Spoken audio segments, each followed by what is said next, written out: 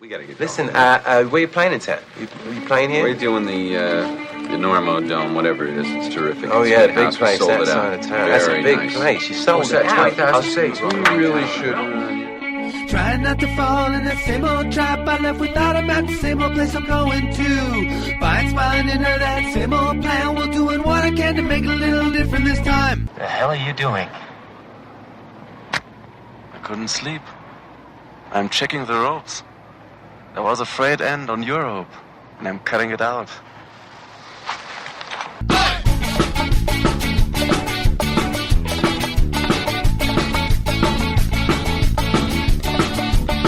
Good weather, bad weather. No, later, anytime's good for climbing. Hello and welcome to the Normal Cast. I'm Chris Kalous, your host. In the last few episodes, I've been saying I had about 16 listeners, but we've gone up quite a bit from there. So I want to thank everybody for coming over and checking it out. Please tell your friends about the Normal Cast. On today's show, tonight's show, this morning's show, wherever you are on the space-time continuum, we have Andrew Bisharat from Rock and Ice Magazine. Andrew's also a good friend of mine and a guy I've known for quite a few years and climbed with a fair bit out at Rifle. I've always enjoyed his writing, and I was pretty psyched when he said he'd come on the show. So look forward to that. What else we got going on over here at the Normal Cast? I haven't really made any big kind of PR push for this thing. I haven't alerted the press, as it were. I've been kind of just trying to get it sorted out. So that's going to come up here pretty soon. I've got some pretty cool guests lined up for the next few episodes, and hopefully we'll get a little buzz going, as they say in the industry. In the meantime, if you guys would do me the favor of heading over to iTunes and giving me a review up there, that would be awesome. Or come over to the website, enormocast.com, and giving you some comments on some of this stuff, that would be awesome. And even better, if you email me, chris@enormocast.com, I will be happy to respond to you, even if you call me a dickhead. A couple folks have emailed me already about even wanting to know beta for Indian Creek, the Black Canyon. Haven't heard anything about Rifle yet, but since those are the three places I talk about the most, I've been happy to help those folks out. So anything you want to talk about, I've had a good little correspondence on the website about sponsorship and sponsored athletes that turned out pretty fun. So go ahead and send me whatever you're thinking, and we can talk. Anyway, this is a long one, so I'm going to get right to it. Sit back and enjoy a conversation with Andrew Bisharat.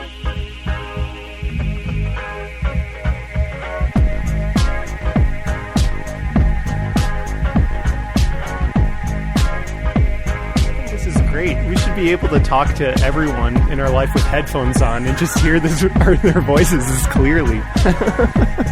All right, well, I am sitting here in Studio A, which is the headquarters studio of the Normal Cast, with Andrew Bisharat. How's it going, Andrew? Good. Thanks for having me. Yeah, thanks for coming. You've never been here before. No? I rarely have guests, various personal reasons, but also because it's very hard to have any sort of gathering in here. But I have had barbecues, so next summer I'll make sure and invite you and the missus up, because it's you couldn't really see it when you got here, but it's an amazing view of Sopris. Yeah.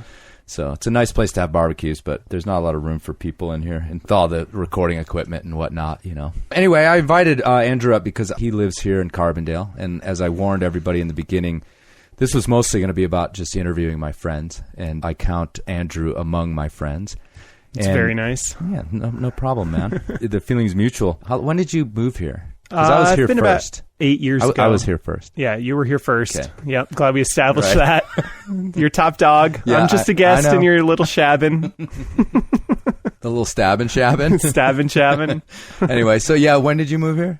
About 8 years ago. Okay, so it wasn't. I'm been here 11, so right after that. And did you just start working at Rock and Ice? Did you intern there? How'd that go? Yeah, I interned. I guess the story is that I graduated college in 2003, and I spent the next year climbing. I was living in New Hampshire after I graduated, and I was living with Freddie Wilkinson, who's a renowned alpinist now, but at the time he was just kind of a dorky dude. Right. And he's still a dorky dude, but he's also a renowned alpinist. Yeah. But we had like a little cabin up in New Hampshire, and I was doing a lot of trips to and from Yosemite at that time. and I'd always stop in Grand Junction where my best friend from college grew up, and he was living at the time after we graduated. And we went up to Aspen one night. We partied with his brother, and on the way back down, we stopped in Carbondale because I knew the climbing magazines were here, and I had been in touch with the editors just through email because I've sort of always been psyched on writing and writing about climbing, and I wanted to introduce myself. It wasn't the best idea because I was like kind of hungover at the time, but it was. It ended up working out, and I went into Climbing Magazine. I went into Rock and Ice. I kind of met everyone, and in Rock and Ice, I met Matt Samet, who's the editor at the time, and he offered me an internship pretty much on the spot. Oh, right on. Yeah, which was cool. And I was going to go back to Yosemite, and instead of doing that, I stayed here in Carbondale, and I worked as an intern for the summer for 3 months. And then I actually left and went down to Grand Junction where my friend was living and worked at a winery and made wine for 3 months through the harvest season. And that was a really cool experience. And then a position opened up at Rock and Ice, and Samet gave me a call and told me to come interview for the job. And right on. I've been there ever since. Yeah, because you're kind of synonymous with that in my mind, because I've only known you since you worked there. Right. So what's your actual title? I mean, you guys have like a senior editor. Senior editor. Senior editor. Yeah. There's like associates and there's senior editors. Yeah. If you look at like a really and big magazine like Esquire or something, they have managing editors and every type of editor under the sun. So does that just mean you've been there a while? Senior? I think it's just a formality to kind of, impress people like yourself who don't know what they're talking about. Yeah, totally. You're also the author of, let me get this right, Sport Climbing, probably right? Yep. Sport Climbing from Top Rope to Red Point, Technique for Climbing Success? Techniques for climbing. There's more than one technique in the book. It's more of a pamphlet. Sport Climbing from Top Rope to Red Point Techniques for Climbing Success, which if you turn top rope into 2 words, the acronym is a palindrome. That's correct. correct. You were told? Yes. I was told, which you guys will have to just look all those words up. My one of our interns, sort of when the book came out, he put that together for us, and I'm sure he'll go on to do many more great things. Yeah. With that kind of brain power. Anyway, it's a book on how to become a better sport climber, a better climber in general. You are also the fine purveyor of a site called Evening Sends. That's right. Which is basically kind of a clearinghouse for your writing. Is that? Yeah, pretty much. And a blog. Pretty much. A blog, yeah. Everyone needs a website nowadays, so. Mm-hmm. It's super stylish. Thanks. Yeah, I mean, besides the writing being good, but yeah, it's a very stylish site. Like, I threw mine together in like a couple nights, and I definitely aspire to redesigning something that looks more like yours. Yeah, thanks. So, did you put that together yourself? I did. Yeah. I don't know how it was. It's amazing. Like, I think 5 years ago, I wouldn't have been able to do that, but I use WordPress, and there's so many different themes and everything. So do I, but yours looks so much better. Well, you just need... Is that a free theme? It's not free, no. Okay, see that? I started looking to premium themes. Yeah. I kind of figured I had to go there, but whatever. No one's going to go to my site anyway. Yeah. This is all off iTunes, so I'm not that concerned about my site. Go to my site, though, if you're feeling like it. Actually... And that site is... normalcast.com. We'll talk about it in the end. You got to plug, dude, all the time. Always be plugging. But let me tell you that I just did a interview with BJ, who Andrew knows as well. And on that show last time, I begged, without any honor whatsoever, to get comments. And I got a whole bunch of comments. So you guys have commented. Thank you so much. And y'all who haven't commented yet, come on. Just say hi. Just take a minute. Give me a comment. Don't cost nothing. No. And send me an email. Ask the 3 people who've sent me emails. I do write them back, and they were stoked. Oh, I got an email from a guy in Norway. Wow. Yeah, Norway. Cool. Yeah, intercontinental. Okay, anyway, moving on. So eveningsends.com, check that out. It's really cool. I'll put a link on my website, but it'd be a lot easier just to go straight to his. And then over at Rock and Ice, you're sort of infamous, I think. And maybe this is one of the things that would probably sort of make you as much known to the greater climbing community as anything is your Tuesday night bouldering column. Mm-hmm. How long have you been doing that? Let's see. I think that I've been doing that since 2006 or 5. So it's been 6 years, maybe. 6 years essentially every issue? Essentially every issue. Yep. Right. Yeah. So it's been With a couple guests. Yep. Like yours truly. Yep. Exactly. Yeah. It's that's been, I guess, my trademark writing piece, and it's been a fun experience. It kind of all started because I was heckling my coworkers to come bouldering with me through email, and I would send out mass emails to everyone in the office to come bouldering with me on Tuesday night. It sort of evolved into these emails evolved into, at times, just completely inappropriate office speak. But, I think that's kind of one of the cool things about Rock and Ice is that it's pretty informal. It's not like a corporate. I think some people maybe have this idea that the climbing magazines are these big corporate enterprises, and especially Rock and Ice, it's just not. It's like a mon pa type of shop, and everyone's friends. They watch each other's kids. We go over to each other's houses for dinner. Yeah. And so it's nice to work in an environment like that where I have the freedom to just basically shame and berate my coworkers into climbing with me. And anyway, Jeff Jackson, the editor of Rock and Ice, he sort of thought that the emails were good and he wanted to turn them into a column. And it was his idea actually to call the column Tuesday Night Bouldering. Nice. And so, yeah, it kind of took off from there. No, and it's funny because if anybody recognizes it, they'll know that it's probably caused you a few problems in terms of your reputation. I guess so. You've told me that you've gotten some angry emails. I've gotten some angry emails, yeah. I've gotten a few death threats every now and then. But for the most part, it's all positive feedback. And, Well, I find it interesting that you said that the guy who essentially hired you at Rock and Ice is Matt Samet. Because kind of among satirists in climbing, at least modern versions of it, and maybe there is only modern versions of it. I don't know. I mean, there was the Downward Bound, that old Warren Harding thing. And definitely started it off. Then Rock and Ice used to do Schlock and Vice, the one once a year issue of all the goofiness. But so it's out there. But you guys come to mind as, like, I guess I'd see a lot of his writing and your writing and vice versa, and that now maybe it makes sense that you guys were working together right off the bat. Yep. Yeah. And I also feel like, he just ended his column over at Climbing, but you sort of had kind of run with that mantle a little more than he had, at least in the last few years. Yep. So yeah, I think that Matt has definitely taught me. I used to say he taught me everything I know, and it was great I worked with him for a year and a half, and I count him as a really good friend. And I think he's just an absolutely brilliant writer. And because before this job, I was a big fan of climbing magazines, obviously, otherwise I wouldn't be here. And I just remember loving his writing and, just being fed off of his very dark humor. And I think that we definitely differ in styles. I think that his writing is a little bit darker than mine is.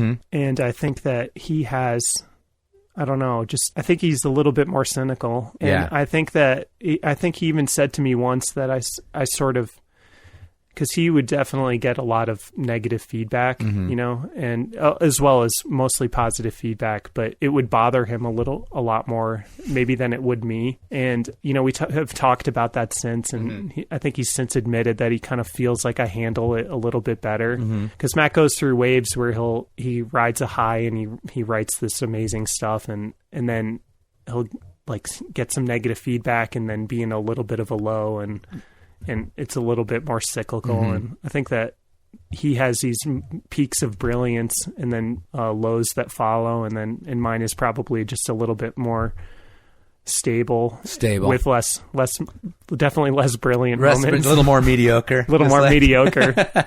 No, I think it's great. But, it's interesting that you say that, because you think about, both you guys he was, and you are currently a very big rifle climber, and a lot of his initial writings, I mean, one of the things he's most famous for is the introduction to the original rifle guidebook, which I actually need to get a copy of that again, or I'm sure they're all collector's items, but because I can't quote anything out of there other than, like, I don't know, something about people swapping semen in the Skull Cave or something like that. And there's one of my favorite lines in that piece, because I've read it so many times, is the way it ends, and the ending is, so don't come to rifle because you're not strong enough to do the routes. And even if you were strong enough to do the routes, there's no parking anyway. It's just really funny stuff. And but it's like people were shocked.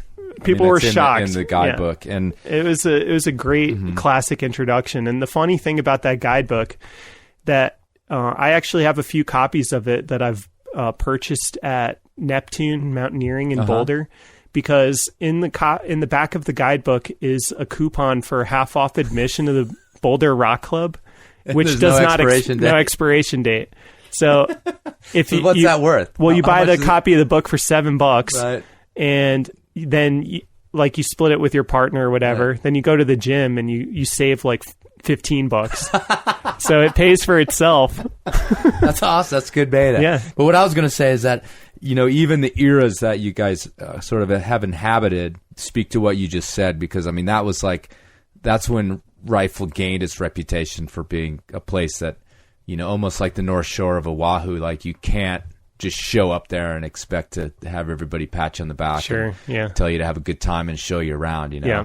And it didn't get as far as being, some sort of fist fight scene like you hear about in surfing, but it was an era where I dabble in surfing, and it's an era where climbing came as close to that as I've ever heard of, like a locals only, don't come here, we don't want you here kind of a vibe.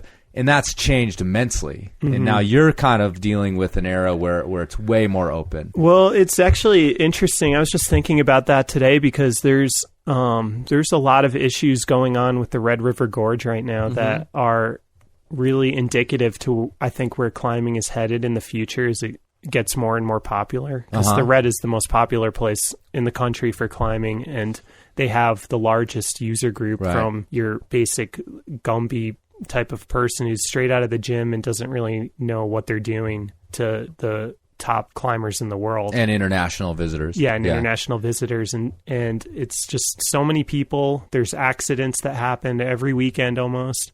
And so they're really figuring out these turf wars, And on top of all that are these access issues that we don't have out west when we climb on BLM land, for example. Right. All the land there is private or has been designated a preserve of some sort. But I understand what you're saying with Rifle. The caliber of climber who goes there is typically a pretty experienced person. There's not a whole lot of beginner routes. Right. And it's one of the reasons that we haven't had any accidents to speak of, as Right. far as I know, Right. in the last decade. Right. And in the Red, there's accidents every weekend. And I think it's coming to a head between the climbers where they're getting angsty at each other about it. So Yeah, I guess. I mean, out in Rifle, it's all just fun and smiles. Everybody can get along. It sounds, I guess. I mean, I haven't climbed in the Red, but that's really interesting, because I've had all these different tirades about crowds and the anti-crowd and don't be mad about crowds.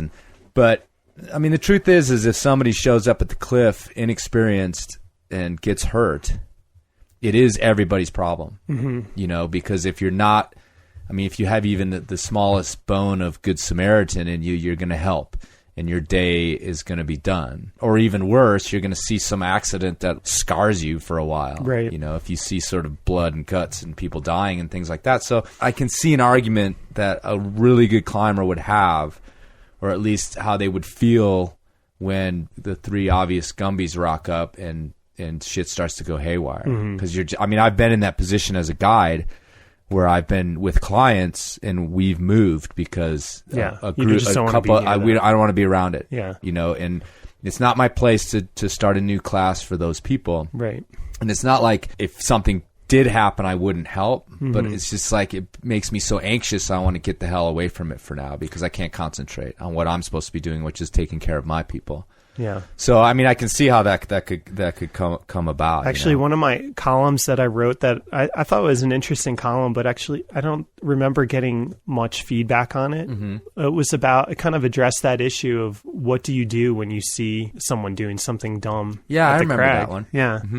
The first time I experienced that was at the Gunks in New York, where I grew up. I started climbing there, and I came up to this guy who was rope soloing in quotation marks. Yeah, there's always quotation marks around the phrase rope soloing. Yeah, he had a soloist. Even when I did it. he had a soloist on this harness, but it wasn't anchored to anything at the bottom. I mean, I had only been climbing a year or two, and I knew that wasn't right.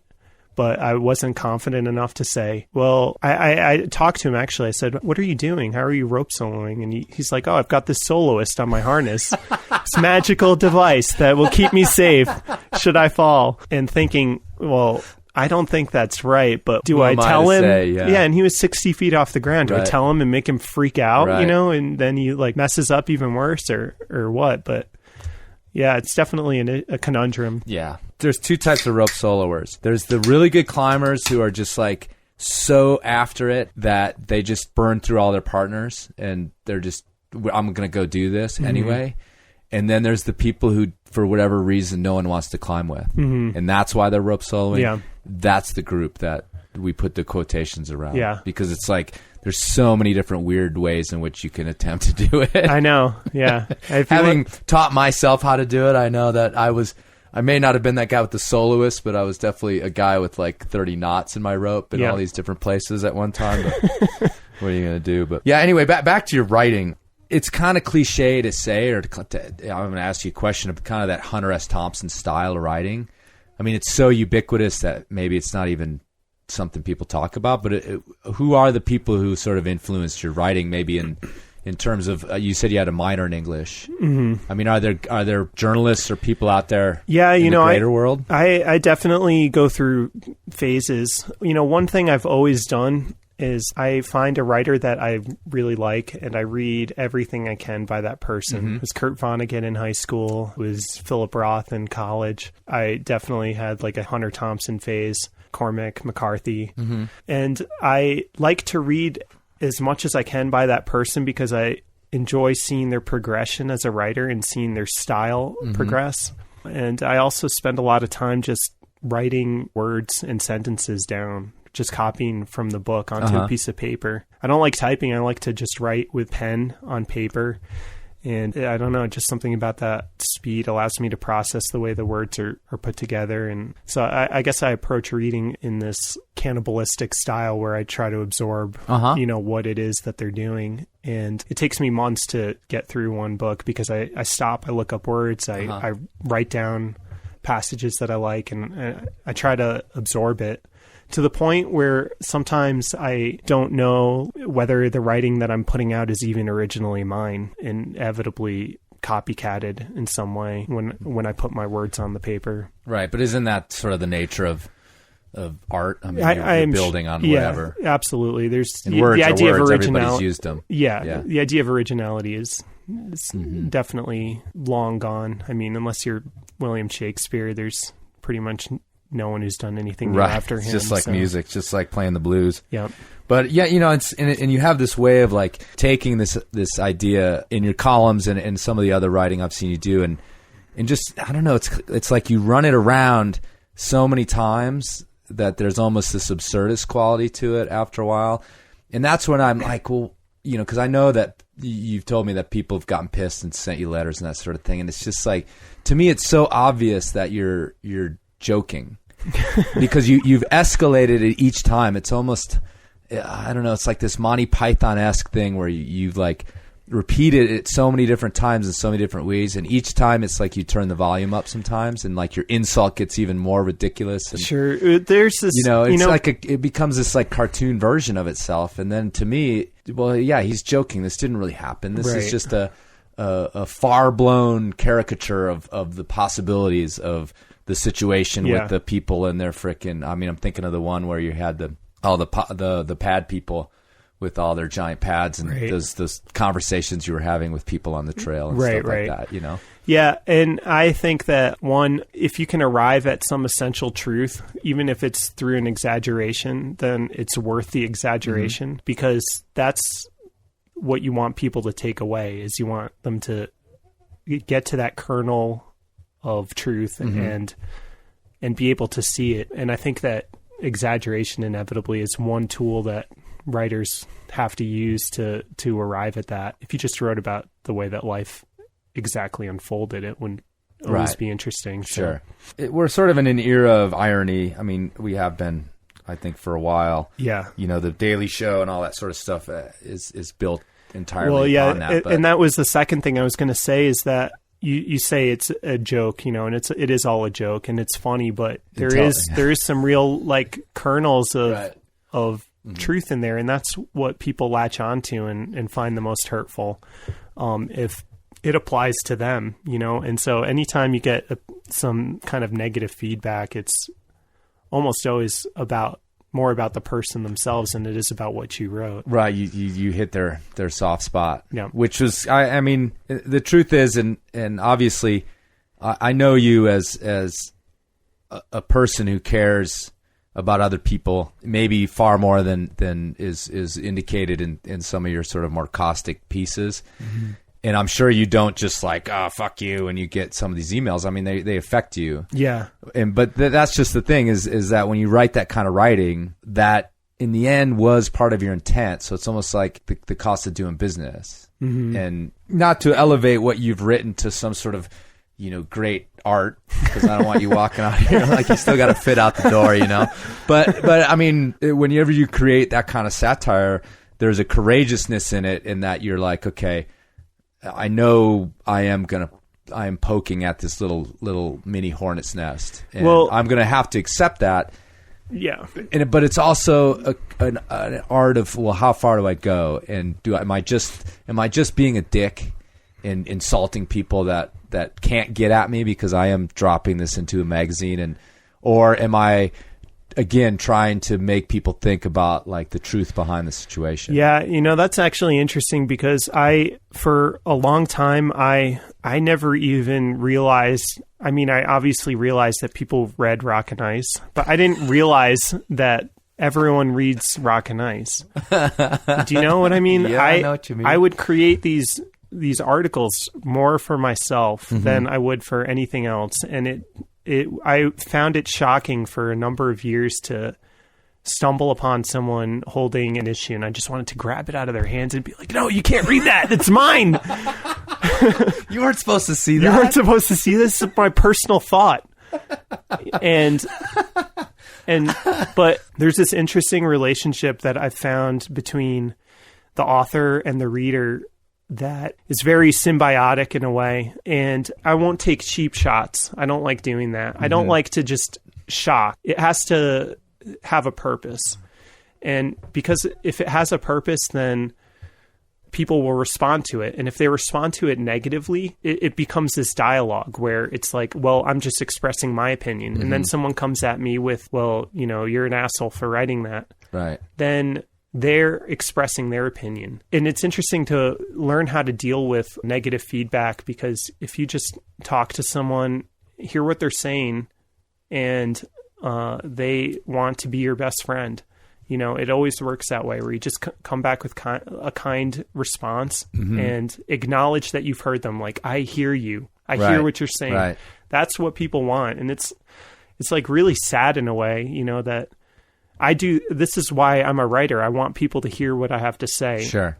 And so I get that when people want to come back with their side of the story. Right.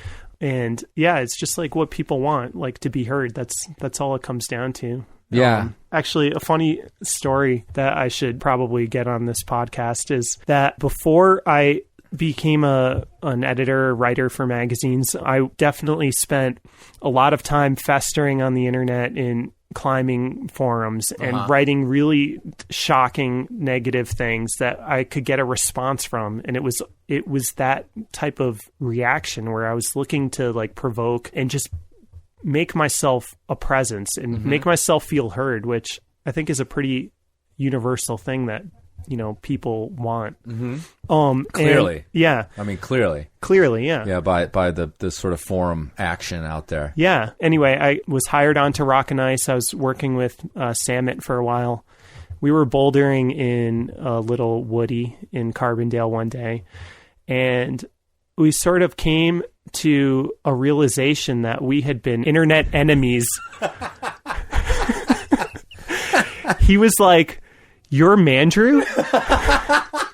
That was, I guess, my handle at the time.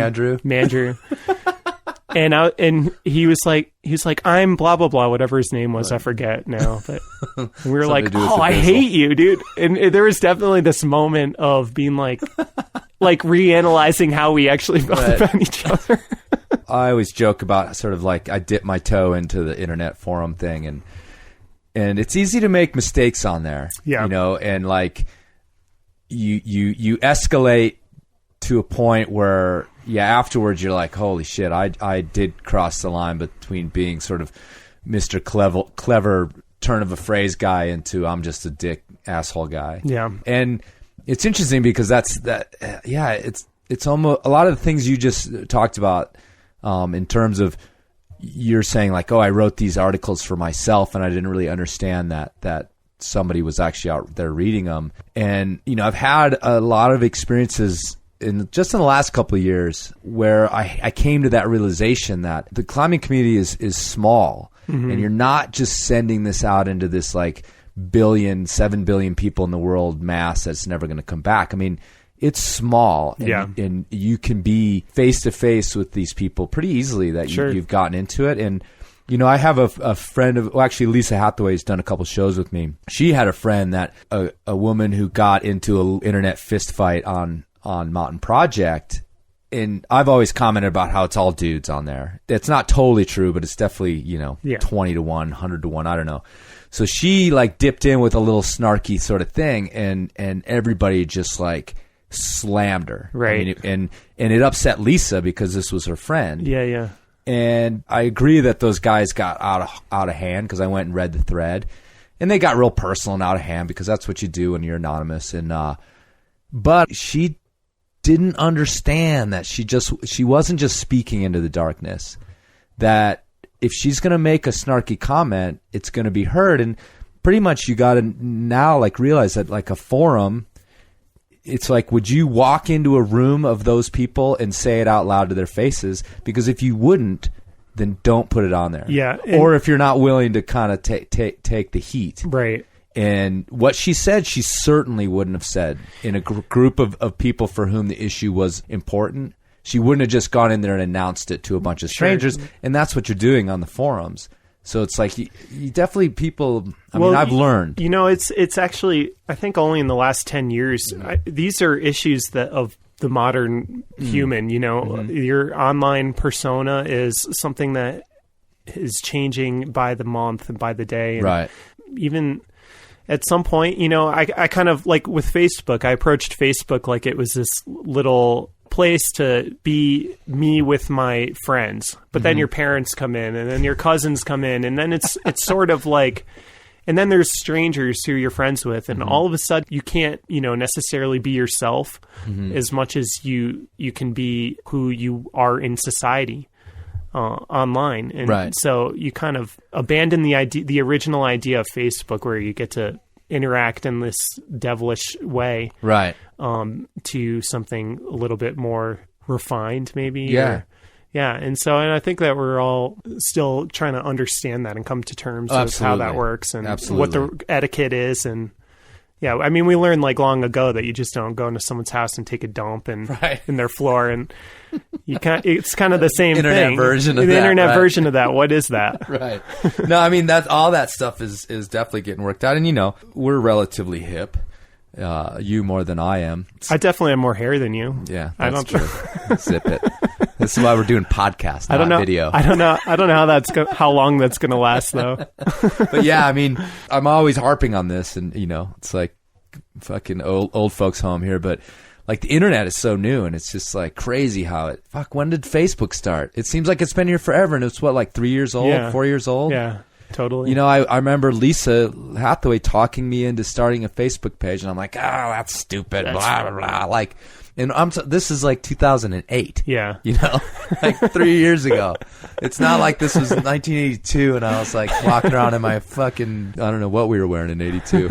That was pre-Air Jordans. Anyway. The next step is to not record with little soup can microphones. Right. And yeah. I'll just think it, and it'll go out there, which would be horrible. They'd be like, you sick fuck.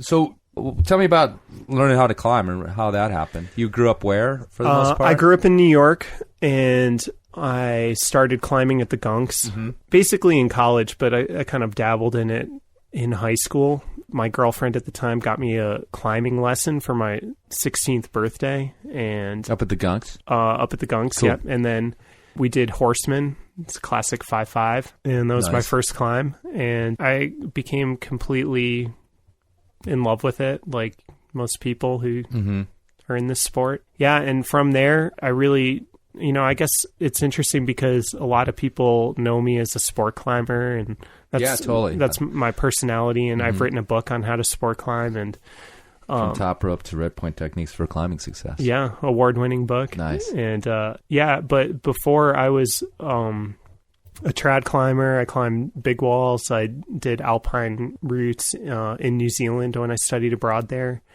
And I just wanted to be like this sort of all-around Alex Lowe wannabe dude, and that was my inspiration. The more I get to know you, and we're good friends. We don't spend a ton of time together. We end up crossing paths quite a bit, but every time I get a tidbit, I'm just like, that guy like lived my sort of parallel existence. Because I just found out last night, actually, I was talking to Andrew, and you are like, that you went to New Zealand on the study abroad program. I did the exact same thing 10 years before you did. Right. And I was exactly the same way. I'm going to be an all around, like, everything guy. Yeah. And I'm sure we probably climbed the same routes while we were there. Probably. So, yeah. Climbing up glaciers and trying not to die in New Zealand. So, yeah. but that's totally cool. So you're like going after it. You're climbing Yosemite, and that's when you got sort of waylaid here in Carbondale. Yep. And I definitely was, a big, like, I talked so much shit about sport climbing. It was sort of the mantra of the time and the people I was around. That's awesome. And yeah, I mean, I lived in Sport North climbing is neither crew. I lived in North Conway, Right New on. Hampshire, and that's like, like people are just like Henry Barber worshipers up there, Right. and that's like how just the sort of zeitgeist, and I was totally a part of that, and I think that sport climbing has been a thing that I've felt like has really resonated with me, and it's something that at some point in my life I was like, you know what, I don't give a fuck what other people think about me or what I get my weekends to go climbing, Right. and I want to climb the things that I want to climb. I'm not climbing to prove something to Sure. someone other than myself. But that said, like I still do get that itch for adventure, and for a number of years I would do like a Black Canyon trip once a year, and just to like, even though I absolutely hate that place, I know that you're a big fan, but I couldn't imagine a worse climbing I couldn't do this venue. show without the Black Canyon, It would- actually, because I bring it up every single show. It's just absolutely the worst climbing area I can imagine. And it's not because the climbing's bad, it's because I just get a scary vibe when I get there. When I go there, it feels like evil to me. Is what it is. Right on. Yeah, it's not a happy place. Right. But so you're like, you feel like you need to force yourself to go down Yeah, there? but I force. It's like you kind of make yourself honest, and you force yourself to go down there and do something that's completely not fun, and then you're like, okay, and now I can go back to rifle. You just turned 30 this summer, and Yep. he did 30 routes in rifle on his That's birthday. Your threat to go to the Black Canyon was just a little nod and a wink to your girlfriend that you knew about a surprise party? No, Or was that real? That was for real. Yeah, that was for real. I actually had no idea about that surprise party. I just assumed you were just like being a bastard, like, well, forget it. I'm just going to go to the Black Canyon, knowing that she'd planned this awesome party for you and everything. Man, that was so cool, and that was definitely the highlight of my year last year. It was a good party and a good day climbing, dude. Thanks to Jen. Yeah, so that was real. You were going to go down there like, on my 30th, I better go down there and test go myself. do something Yeah. stupid when you turn 30, like climbing the Black Canyon. I'm really glad to make that sure you're still a man. I didn't do that. I can still do this. I swear to God. So can you put into words like what it is about climbing that, I mean, you're not just a climber, but at this point, it's a big part of your career. I mean, you're a writer, and obviously you write about things besides climbing, but right now that's what's paying the bills. And I don't know whether that's going to be your complete life goal, but I mean, what it is about climbing that like What I like about climbing is that it has so many parallels to life, and it's so complex. It's as complex as life is. It's like a game that we get to play, and there's infinite variation in that game.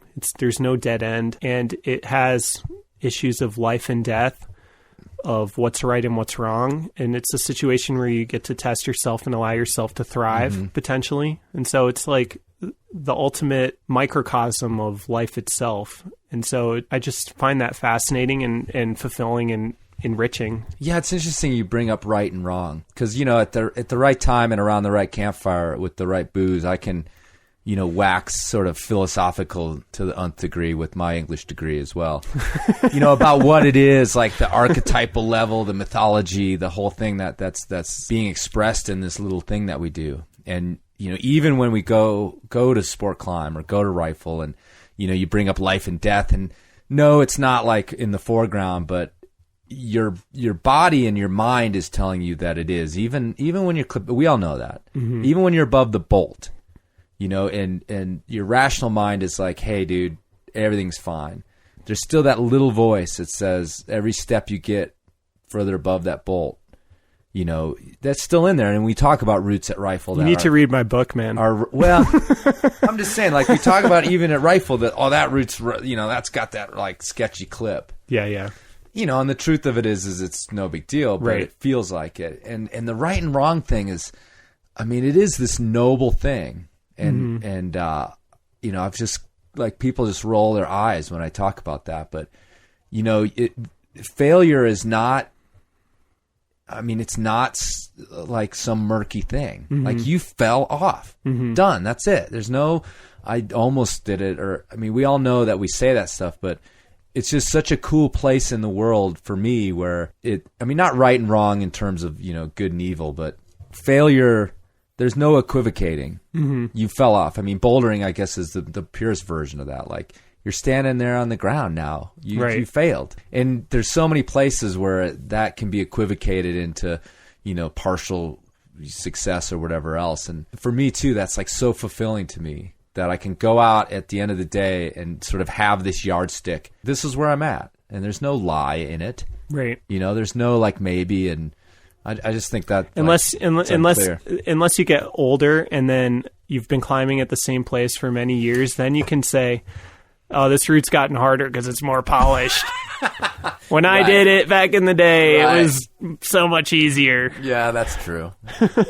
I know. Obviously we find our ways around that, but I don't know. What did you mean by that? Like you said, with right and wrong. Right and wrong, yeah.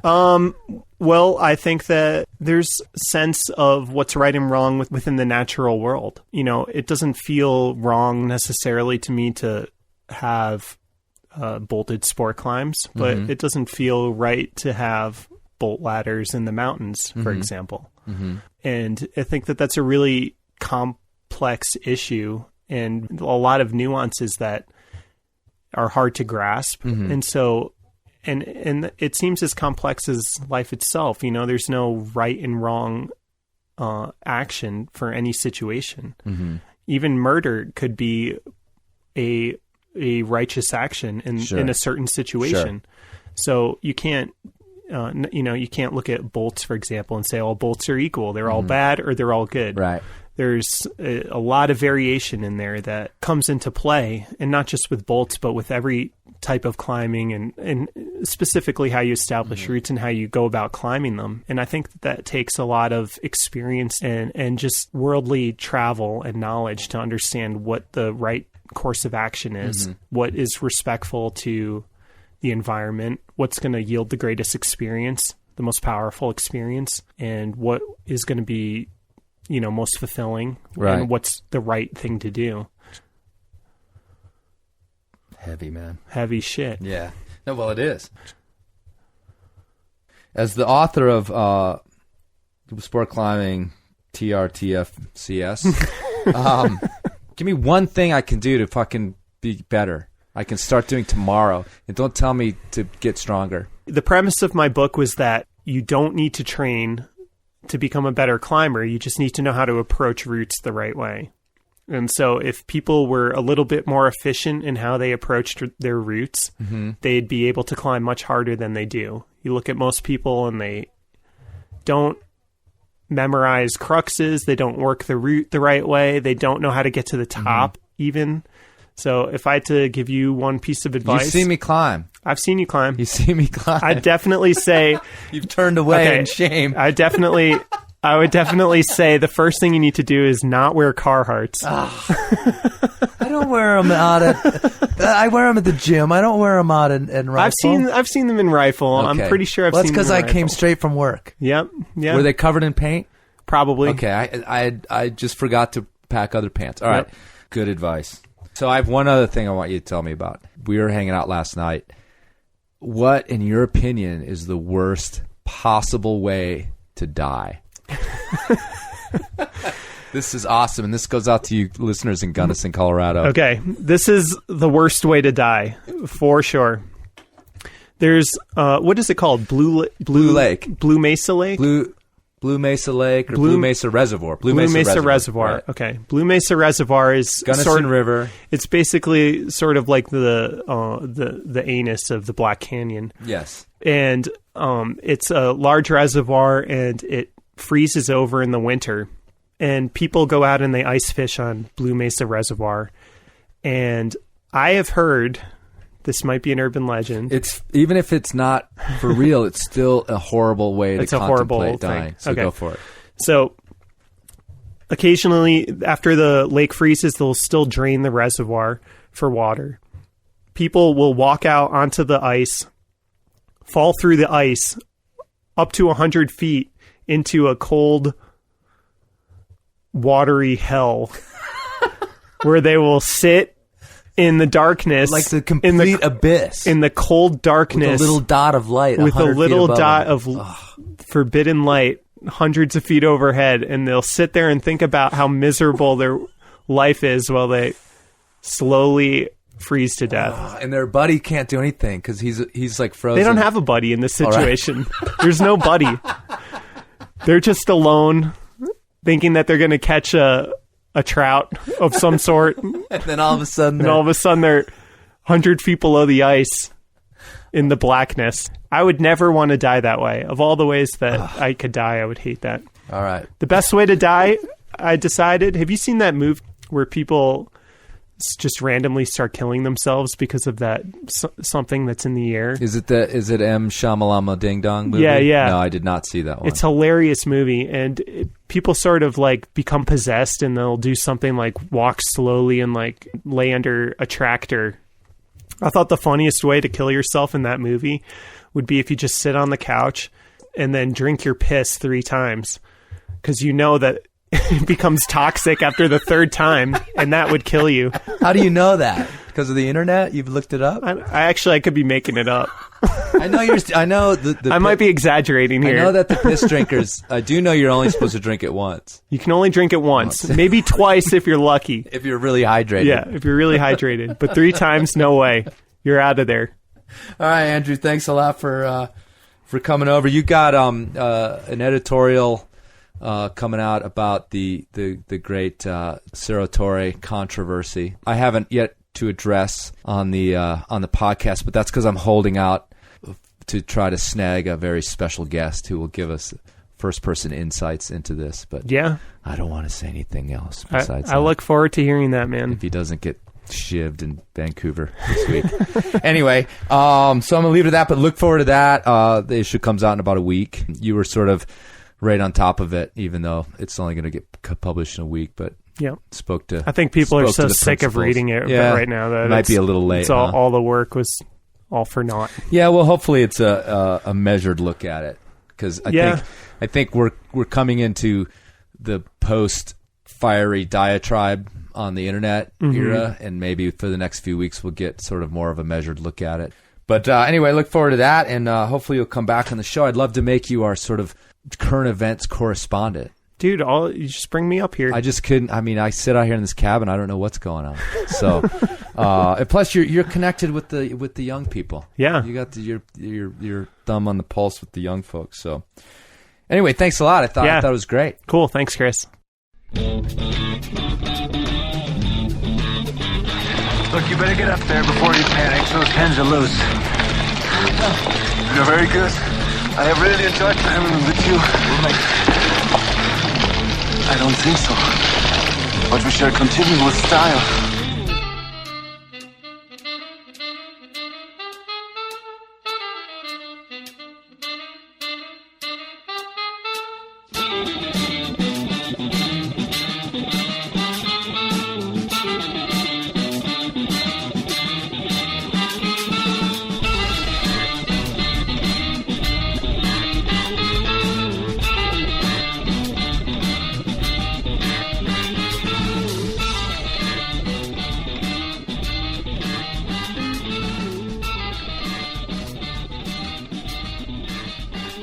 I said the world is round now, it ain't flat. The teachers told me that's where it's at. So